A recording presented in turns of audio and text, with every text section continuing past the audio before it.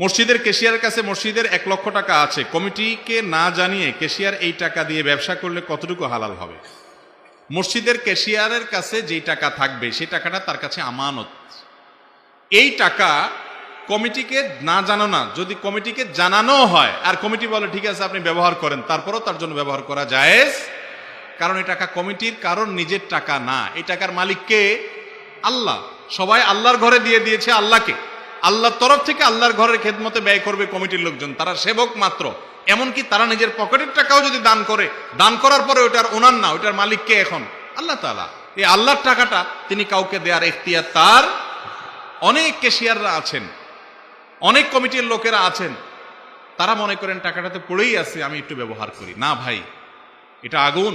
ইন্নাল্লাহা ইয়া'মুরুকুম আন তুআদ্দুল আমানাতি ইলা আহলিহা, আল্লাহ নির্দেশ করেছেন আমানত যেন রক্ষা করে।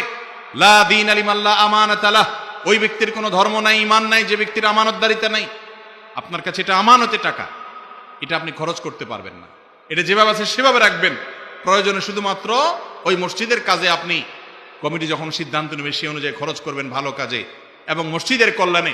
আপনি নিজের কাজে সেটা খরচ, কমিটির লোকজন যদি বলে যে আমরা হাওলাত দিয়ে দিলাম মসজিদের টাকা কাউকে, এই এখতিয়ার কমিটির নাই, কারণ এটা তাদের নিজস্ব টাকা না।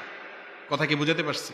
কিন্তু জাকাত কোন শাই লুঙ্গি দিয়ে দিবেন না, জাকাত দিবেন নগদ টাকা দিয়ে, ফিতরা দিবেন খাদ্য দিয়ে, জাকাত দিবেন নগদ টাকা দিয়ে, আর আপনার ফসলের জাকাত দিবেন ফসল দিয়ে, যেটা যেভাবে আসছে এইভাবে দিবেন।